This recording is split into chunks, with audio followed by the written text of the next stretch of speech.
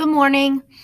This video is to assist parents who are unfamiliar with Google Classroom and show them how to help their student add classes, what a classroom will typically look like, and some other tips and strategies. So from my Google browser, I'm just going to type in classroom.google.com, and it will bring me here, and here it is, Google Classroom, and you'll click there.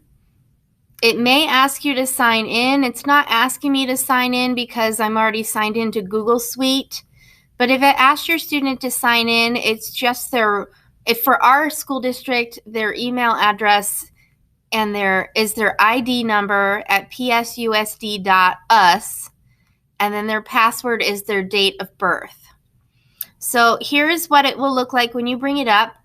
If your student's been part of PSUSD, they probably have several classrooms already loaded, maybe old classrooms from another school year. So for example, I could decide to unenroll those classes, so I can unenroll this one. I'm not going to use this one for sure. So I'm going to go ahead and click those three dots that are there, and then I can click archive, or I can click leave class. One or the other. I'll click archive.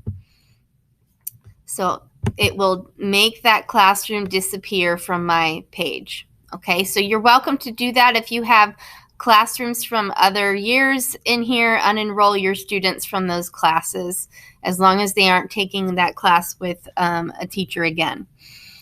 Okay, so to see what it looks like for a student, first I need to show you how to add a video, or not a video, a classroom.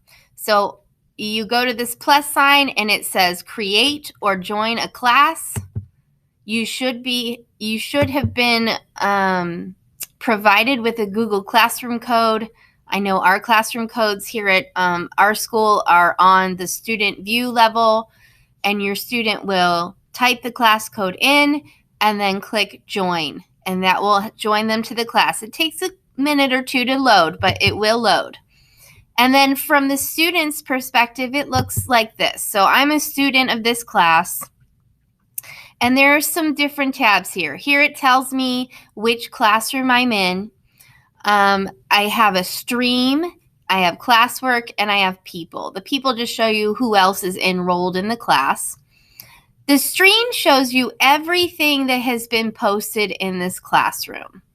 And it loads just like your Facebook feed does, where, well, the things that are most recent should be at the top, okay? And then classwork's organized a little bit differently in that we can create topics for your student to look for. So for example, this has a topic of optional professional development. I can click here, and then I see some items here that I can then go to. I can go down here to where it says professional development, and there are some things there that I can see. View assignment may be an option.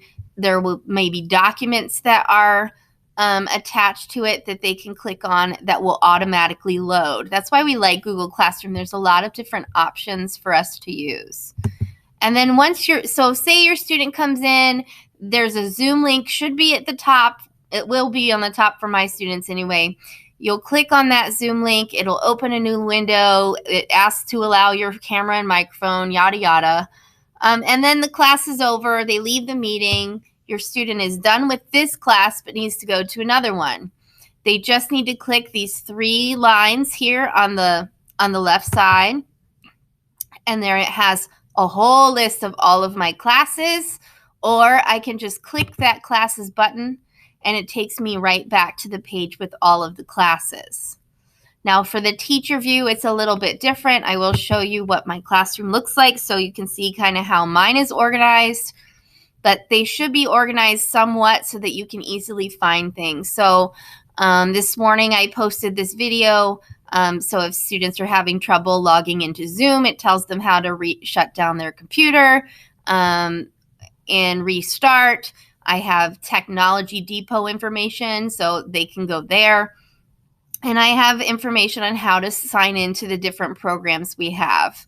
So that's the stream. And again, that's everything that I'm posted. So Tomorrow when I meet with this class, there will be a Zoom link here at the top. They will link to that, and then we will meet online together. Classwork. So if I click this classwork tab again, hopefully the teachers have it somewhat organized, but either by date, I've seen it done that way, or by topic, like I have here. I have how-to videos.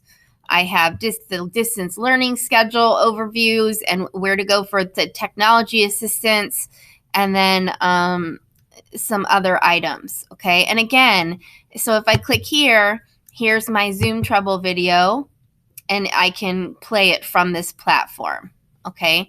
I'm not going to. I don't need to hear my voice again. But that's a quick overview. Parents, you are not going to mess up Google Classroom by clicking around in here.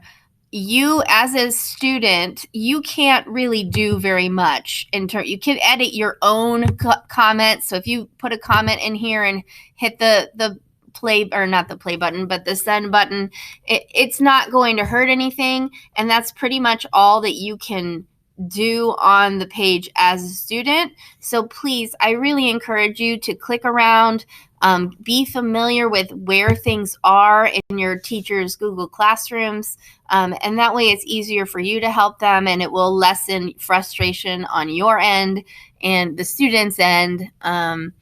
And again, if your student can be available during the online times, that is really the best option in terms of them knowing where to go to find things for their classes, particularly this early in the school year.